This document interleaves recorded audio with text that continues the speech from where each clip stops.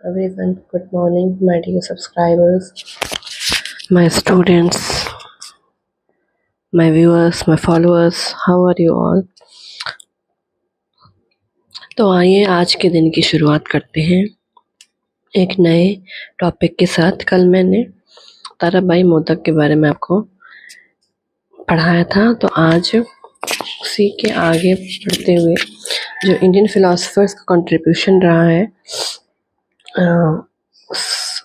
उन Indian philosophers में सबसे पहले ताराबाई मोदक के बारे में पढ़ाया कि वो किस तरह से उन्होंने जो early childhood care and education, जो प्राथमिक शिक्षा है, पूर्व प्राथमिक शिक्षा है, उसको उसमें, और जो ट्राइबल पीपल की जो ट्राइबल चिल्ड्रन होते हैं उनकी एजुकेशन में किस तरह से योगदान दिया। तो आज हम पढ़ेंगे महात्मा गांधी की कंट्रीब्यूशन के बारे में कि उनका शिक्षा में के क्षेत्र में क्या योगदान था। Early childhood care and education, ये भी एक बहुत बड़े ज्ञानी थे, विदेश से पढ़ के आए थे लॉ करके, और उन्होंने भारत में आकर अपना पूरा जीवन समर्पित कर दिया। तो इनके बारे में बात करें तो इन्होंने देखा कि भारत में जो भारतीय शिक्षा है उसमें प्री स्कूल, जो पूर्व प्राथमिक शिक्षा होती है, वो एकदम नई है और उसके बारे में किसी को पता भी नहीं है। 1937 से पहले क्या था कि मॉन्टेसरी, किंडरगार्टन, नर्सरी स्कूल्स थे, तो मगर सिर्फ फॉरेन कंट्रीज़ में ही वो में पढ़ाए जाते थे, और इंडिया में उनका कोई भी इंडिया में किसी तरह से भी उनका जिक्र नहीं किया जाता था। कोई नहीं जानता था कि Montessori school, kindergarten school, nursery school क्या होते हैं। लेकिन 1937 मतलब भारतीय बच्चों के लिए वो इस तरह के स्कूल्स अवेलेबल नहीं थे, क्योंकि किसी ने इस पर काम नहीं किया था, कोई नहीं जानता था। तो 1937 में उन्होंने एक नई तालीम नाम से, प्राथमिक बेसिक एजुकेशन भी कहते हैं जिसको, प्री बेसिक एजुकेशन, उसकी शुरुआत की। नई तालीम में इन्होंने एक नया तरीके का विचार रखा, बेसिक एजुकेशन, जो नींव शिक्षा होती है, और इसी को उन्होंने प्री बेसिक एजुकेशन भी कहा। Education for children below 7 years, जो वो बच्चे जो 7 साल से कम उम्र के होते हैं, उनकी एजुकेशन जब उन्होंने शुरुआत करी, तो क्योंकि पहले क्या था, आज़ादी के समय, आज़ादी से पहले जो शिक्षा है वो बहुत देर से शुरू होती थी, और कोई पॉलिसी, कोई भी इस तरह का, जैसे NEP आजकल हम 2020 पे कार्य कर रहे हैं, उसके अकॉर्डिंग स्कूल्स सब पढ़ा रहे हैं, NCERT। तो पहले ऐसा नहीं था, NEP कुछ नहीं था। ये 1968 में सबसे पहले NEP आई थी, तो उस समय कोई भी शिक्षा का उचित रूप से मतलब जो एक नियम कुछ नहीं बना था। तो 7 साल से पहले के बच्चे प्री बेसिक एजुकेशन प्राप्त करते थे, और घरों में उन्होंने बताया कि घर में जो बच्चे की शिक्षा है और जो शैक्षिक केंद्र है, वो सबसे इम्पॉर्टेंट क्या होता है, घर होता है। घरों में ही अगर उसको अच्छे से सब कुछ सिखाया जाए तो वो बहुत अच्छा बन सकता है। फिर टीचर और पेरेंट्स अगर बच्चे की शिक्षा में कोऑपरेटिवली पार्टिसिपेट, टीचर्स और parents should cooperatively participate in their children education. मतलब बच्चों की, ऐसा हम करते हैं कि स्कूल को भेज देते हैं, लेकिन खुद उसमें बच्चों के क्या पढ़ रहे हैं, क्या कब उनका टेस्ट हो रहा है, उसमें इन्वॉल्व नहीं होते, क्योंकि ज़्यादा अधिकांश माताएं जो होती हैं वो अशिक्षित होती हैं। तो और पिताओं को इतना समय नहीं होता कि वो अपने बच्चों की शिक्षा पर ध्यान दें, ठीक है। तो बच्चे खुद, उनको ट्यूशन लगवाना पड़ता है। तो अगर बच्चे की जो पेरेंट्स हैं और टीचर्स हैं, जो स्कूल में जो टीचर्स होते हैं, तो वो अच्छे से ध्यान दें, अगर अच्छे से उसकी पढ़ाई में योगदान दें, तो वो बहुत अच्छा निकल सकता है। लेकिन ऐसा बहुत कम होता है। और ये बहुत, जो प्री बेसिक एजुकेशन थी, नई तालीम, बिल्कुल भी एक्सपेंसिव नहीं थी, और ज़्यादातर जो अधिकांश बच्चे थे उन तक ये पहुंच सकती थी आसानी से। देन देखिए कि चाइल्ड, इसमें क्या दिखाया गया, इसमें बताया गया कि चाइल्ड एक्टिव, क्रिएटिव, प्लेफुल होना चाहिए और लर्निंग का जो मीडियम है वो खेल होना चाहिए। खेल खेल के उसको सिखाया जाए तो बहुत जल्दी बच्चा सीखता है। क्रिएटिविटी होती है, प्लेफुल खेलता है अच्छे से, हमेशा जो एक्टिव रहता है वो बहुत जल्दी सीखता है। एफर्ट्स उसकी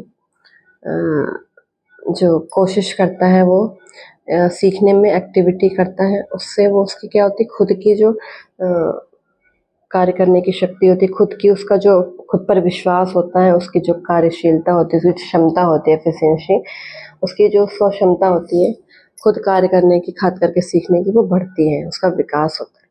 तो सबसे पहला pre basic education, pre basic शिक्षा, पूर्व प्राथमिक शिक्षा सबसे पहले वो कहाँ खोली गई? उसकी शुरुआत हुई 1945 में सेवाग्राम, वर्धा, महाराष्ट्र में इसकी शुरुआत की गई। और इसका जो करिकुलम था, यानी इसमें जो शैक्षिक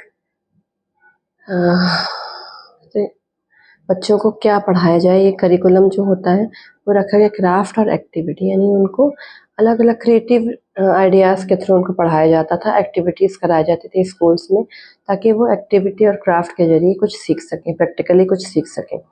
और एम्फेसिस किस पर दिया गया इसमें?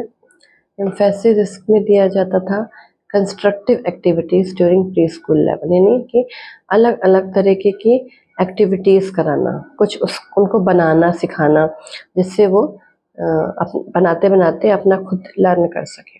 क्राफ्ट के थ्रू बनाते थे। Child can understand concrete situations, development of intellectual capabilities of children. ठीक है, जो कॉन्क्रीट सिचुएशन होती हैं, कुछ स्थितियाँ ऐसी होती हैं जिससे को वो क्राफ्ट के जरिए सीख लेते थे। ठीक है, और उनकी जो बौद्धिक क्षमता है बच्चों की, उसका भी विकास होता था। जब वो बच्चे खुद बनाकर कुछ सीखते हैं, उनका इंटरेस्ट बढ़ता है और वो उनका जो बौद्धिक बुद्धि होती है वो भी बढ़ती है। ठीक है, जितना भी वो कंस्ट्रक्टिव कार्य करेंगे, कुछ बनाएंगे, कुछ सीखेंगे, कुछ क्राफ्ट एक्टिविटीज़ करेंगे, तो उनको बच्चों को खुद ही सिखाया जाता था ऐसे स्कूल्स में।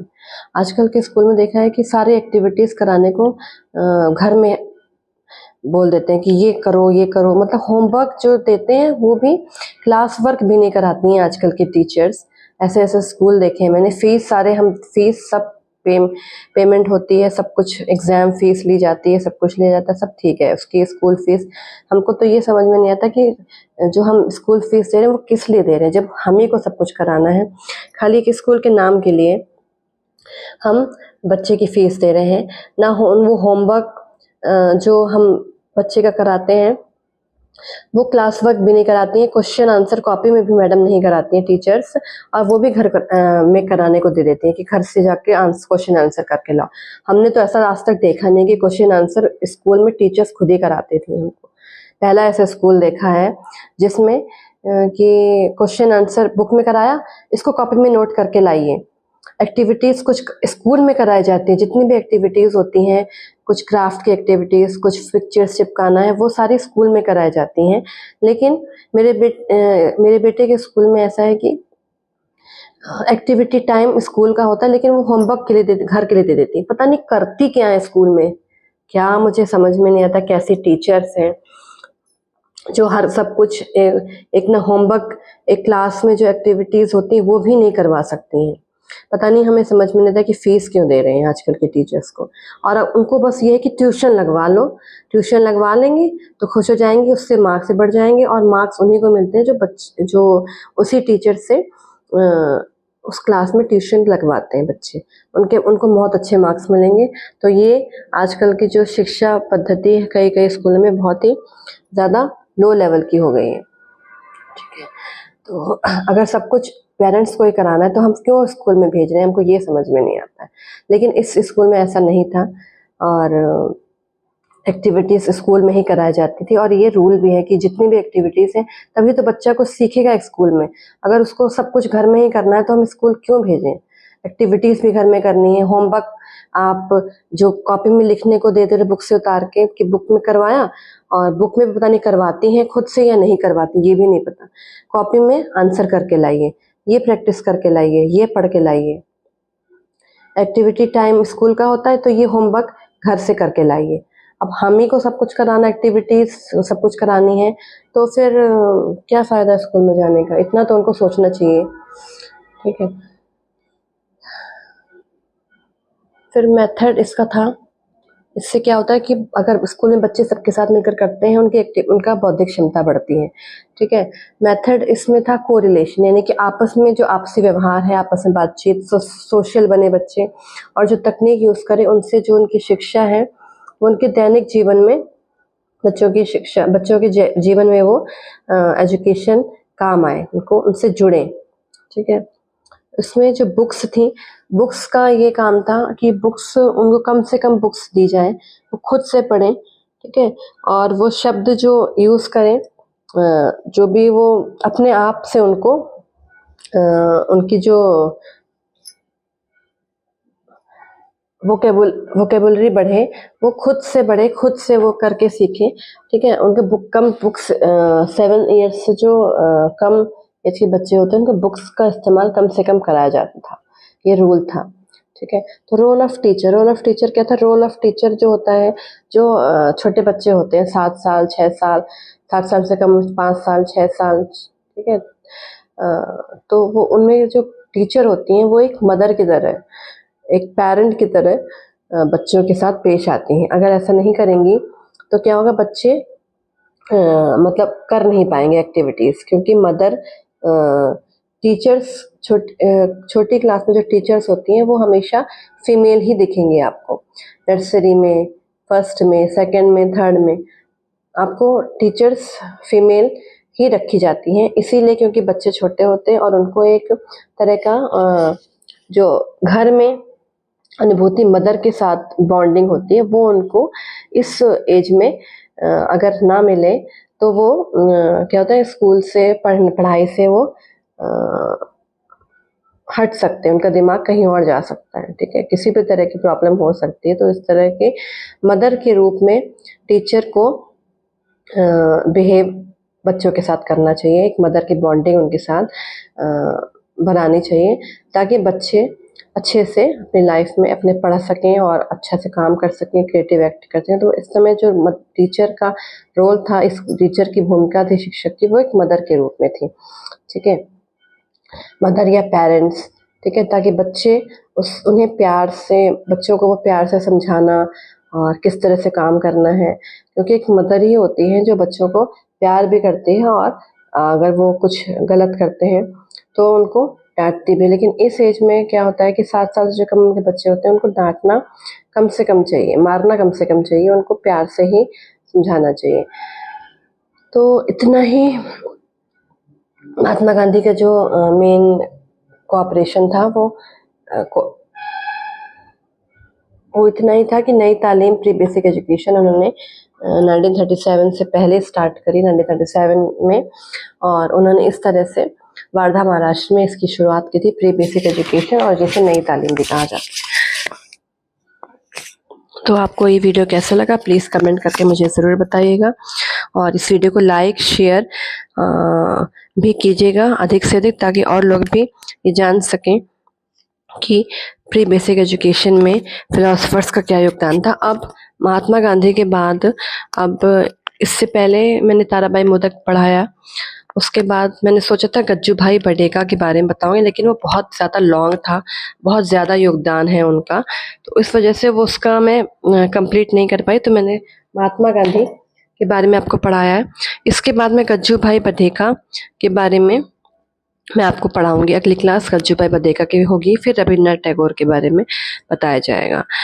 इन्होंने, ये जो इंडियन फिलोसफर्स थे, शिक्षाविद, इन्होंने बहुत ज़्यादा महान योगदान किया था। तो आपके लिए इतना ही, इस क्लास को एंड करती हूँ। आप प्लीज़ इस चैनल पर अगर न्यू हैं तो सब्सक्राइब करके बेल आइकन ज़रूर प्रेस कीजिएगा, और अधिक से अधिक इस वीडियो को लाइक शेयर कमेंट करके मुझे बताइएगा कि आपको ये वीडियो कैसा लगा, ताकि मुझे मोटिवेशन मिल सके। Thank you so much. Bye bye.